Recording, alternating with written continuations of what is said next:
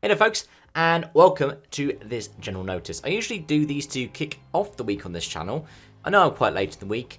I know the last week's one happened on Wednesday. Next week's one I think is actually going to happen on Monday. So in this video we're going to talk about what's going on the channel, a little bit about the channel itself, and then some stuff from the World Motorsport Council. Because, well, quite a bit happened last week for that one. So starting off, this channel. Plan to get a preview out for the 6 hours of Glen today, as well as a preview out for BTT at Alton Park tomorrow. Seen is it Finn Leslie is going to be in the Speedworks car. Ronan Pearson's unable to make the event. Also hope to get a review out for Supercars at Barbagallo. Watched that a while ago. Going to review Formula E Jakarta on Saturday. I'm probably not going to do a preview for that one. I didn't do one for Tokyo either. Talk more about the reasons for that in the channel update. Then Sunday, hopefully a review for the 24 hours of Nürburgring. Monday, a review for the 6 hours of the Glen. And the next general notice. Probably some shorts as well over the course of the week too. So on to the next bit. Because, yeah, things have been a bit strange around here on the channel for the past few days. Now, it has been impacted mostly by the fact that I've been ill over the course of the past week. So you can see my last, and you can see it in the stats, because my last big days were ones where I got some shorts out in terms of content consumption. It doesn't take too much of a hit, surprisingly, when I'm not, in terms of watch time, putting out the shorts. But, yeah, the view count does take a noticeable hit. I don't do this stuff, but I do like to look at the stuff because I like to understand how these things work. But yeah, I've struggled a bit being ill, and it's meant, for example, I'm behind on putting my ratings in for some of the races I have actually been watching, so I haven't got Le Mans one in there. I don't think I've got Canadian Grand Prix. I think I've got the Spanish Grand Prix one in there though. And I think I'm now behind for a round of the WRC and the ERC. But they're things that I've watched and followed, so I know what ratings I'm going to give, and from experience, they don't change too much after the fact if I'm late to the show as well. But either way, I'm feeling better now. I don't know if I'm going to get back up to getting short form content out in this week, because the next couple of weeks are going to be quite full on for me. But I want to get back to that spot, and who knows, in a couple of months' time, I think I've got quite a bit of free time to, I think a month from now, I start to get a lot more free time to be able to do the stuff that I enjoy on this channel. And outside of that, the CSRE stuff, Camp Sim Racing Encyclopedia, which you can find linked in the description below, is going quite well as well. I'm enjoying doing that stuff. I'm going to try and get a full-length video out today as well for that one, and then short form to complement that on the other days, because that's what I've found is helping with the growth on it. And actually, I think in terms of watch time per day and views per day, that one's performing better than this channel is. I'd like to figure out why in particular that is, whether it's that doing every motorsport series is what's limiting the impact and the spread of this, or channels' relative ages to each other. I don't know. Either way, let's get to talking about the World Motorsport Council stuff. And I'm going to start off with the F1 2026 calendar. 24 races. There are a few changes in terms of things moving around to different spots in the calendar. The biggest change is probably the removal of the Emilia-Romagna Grand Prix, the race in Imola, and then the addition of the Mad Ring, the Madrid race, which is going to be in a double header with Monza in September. One of the things that's quite nice is the reduction in the number of triple headers. So there are some standalone races and quite a lot of double headers, but typically triple headers aren't a thing. So the season starts off with a double header, Australia and China, then Suzuka is a standalone 2 weeks later. 2 weeks after that, you can then go to a doubleheader Bahrain and Saudi. Then a couple of weeks off before Miami. Then 3 weeks off before Canada. We'll get to that in a moment. And then 2 weeks off before Monaco, which is a doubleheader with Barcelona. Austria comes up, and I think they misspelled Spielberg on their actual announcement, which is a doubleheader with Silverstone, which is still around the 4th of July weekend, which is quite nice. It's pretty much traditional now for the British Grand Prix. Spa and the Hungaroring are the pre-summer break doubleheaders, which does have an impact on the Spa 24, doesn't it? I mean, Spa 24 ends up being moved forward as a result, because it used to be Hungary was the last one before the summer break, and the first one back was... Yeah, so Hungary was last one before, and then the first one back was Spa. But the first one back will be Zandvoort, which then there's a week off before Monza. It's only really like a 3-week summer shutdown, which... it would have been nice if that was slightly longer, I think. Then the Monza-Madrid doubleheader. Baku is 2 weeks later, then 2 weeks after that, Singapore. Austin and Mexico are a doubleheader. Sao Paulo's... Oh, no, that's even a tripleheader, isn't it? With Sao Paulo. Then there's a week off and another tripleheader to end the season. So we end the season with 2 tripleheaders. The only 2 tripleheaders on the calendar. The USA, Mexico, Sao Paulo one makes more sense than Vegas, Qatar, and Abu Dhabi, but... yeah. It's an interesting choice. I think the main thing that comes from it is, however, for racing fans, the Memorial Day weekend stuff, right? Because this puts the Canadian Grand Prix at a direct clash with the Indy 500. That's almost certainly intentional, right? Like, Canada being earlier and being around where Miami is good. They could have done a week earlier. They could have, heck, even feasibly done a doubleheader for either of them. Could have moved each one a week close together, or moved one of them 2 weeks either way. But it's strange that Liberty decided to do that, and I think the Canadian Grand Prix might suffer a little bit as a result. I don't think it will suffer so much in terms of track attendance. I think that will still be a thing. I don't think many Canadian Grand Prix fans are likely to head out to Speedway in the month of May. But you're more likely to see people streaming both, right? You know, getting a second screen up to watch the Indy 500. The markets that are going to be affected most are, for example, us poor people in the UK. Because you will have the 500 and the Canadian Grand Prix at the same time. Both of them are broadcast on Sky Sports F1 in the UK. In addition to that, it means for European fans, that weekend, there's not much going on over here. At least, not as much as there otherwise could have been. Granted, full calendar hasn't been confirmed yet for every FIA series. We could have ERC or WRC. I think BTCC will have an event that weekend because it's a May Bank holiday weekend here in the UK. But it seems a strange choice, and it feels almost intentional, even if it's not meant to be.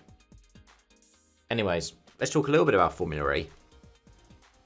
Because in addition to that, and the calendar's being confirmed for like F2 and F3, and the W2RC, a 5-round calendar next year, Formula E has its calendar confirmed. 2 TBC races, one on May 30th, one on June 20th. But 18 rounds all in all. And double headers in Jeddah, Berlin, Monaco, Shanghai, Tokyo, and London. Other changes to the calendar. Madrid, and that is not the Madring.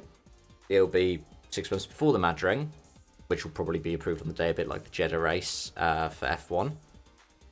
But it is at Jarama, the circuit just outside of Madrid, that formerly hosted the Spanish Grand Prix, that hosted testing this year because of Ricardo Tormo being affected by the tragic flooding of the region of Catalonia that is towards Valencia. The tragic floods in that area meant that testing couldn't go ahead, and so they moved to Jarama, and it'll be nice to see that track. Not really represented that much in sim racing. I can think, really, Race Driver Grid, Race 07. Don't think it's in Raceroom, don't think it's in RF2, because the one that I used was a mod. Not in Assetto, not in any F1 games. Got a nice profile. It's a really good kind of testing track for a lot of things, but it's primarily a motorcycle course. A bit, think like Bugatti circuit at Le Mans.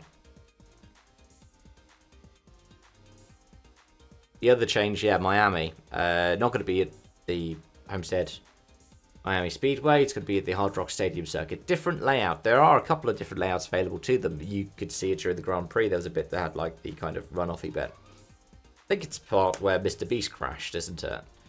I don't remember if they did the full length loop when the whatever it was called session happened with all of the influencers.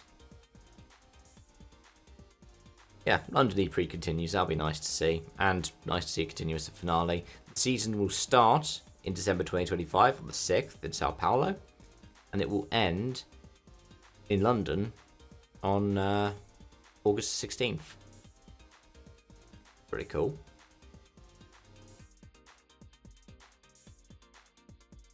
And from there, let's talk about the WRC.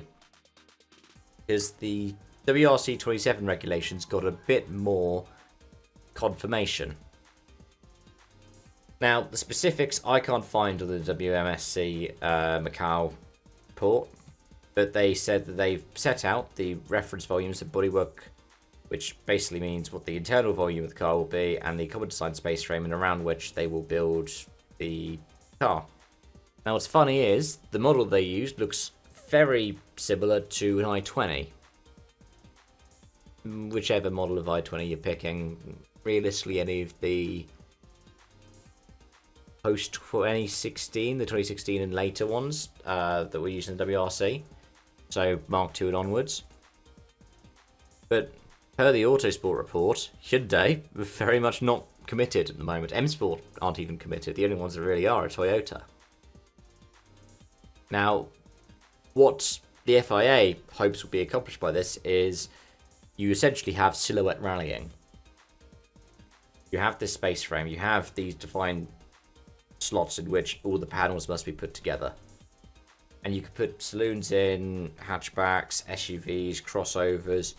Heck, if you wanted to, explode a K car, in theory you can do that.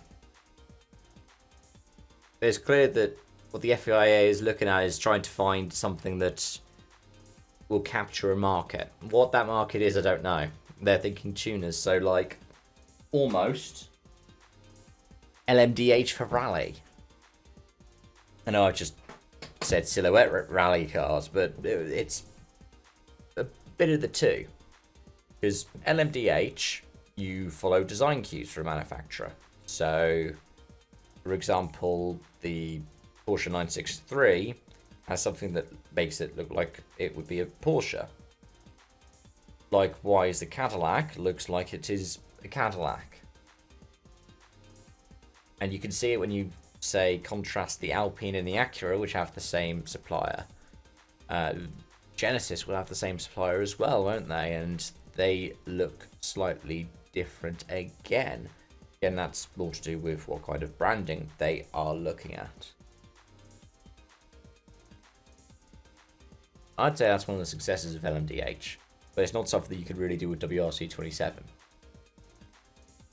I think the intention is allow for an M Sport, for example, to strike a deal with Ford to go, okay, we'll make Fords for the championship. A bit like ProDrive had with Subaru in the past. And Proton, if you remember that, they didn't actually put that World Rally car in, but it looks like one of the 22B rally cars. It's really cool if you ever find that on the internet. Other ones I could think of are, say, Rally Art with Mitsubishi. The original Hyundai program, actually. The MSD, was that the name of the original Hyundai program?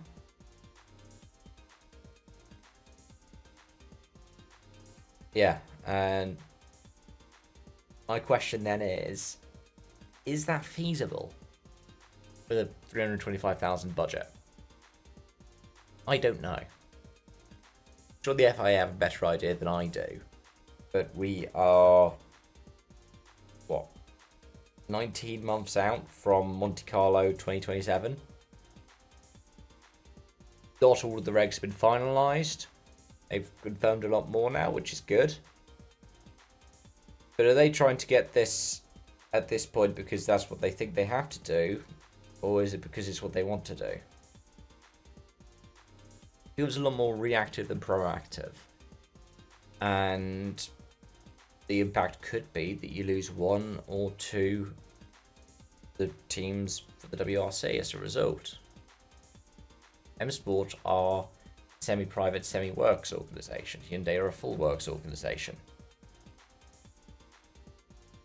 What needs to be assessed is how likely it is that somebody will come up to it.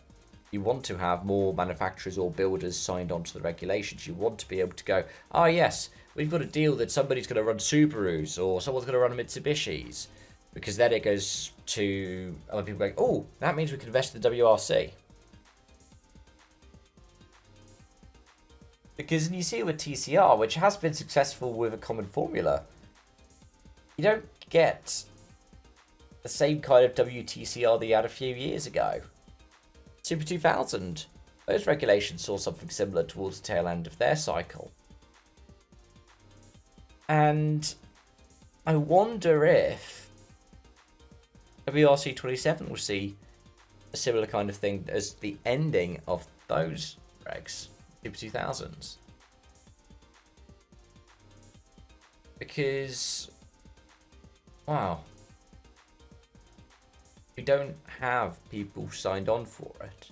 Manufacturers are looking at endurance racing at the moment because it is more cost effective. There's not as much of a startup cost. There's not necessarily as much of an investment because you can pair with an existing team that does a lot of work for it.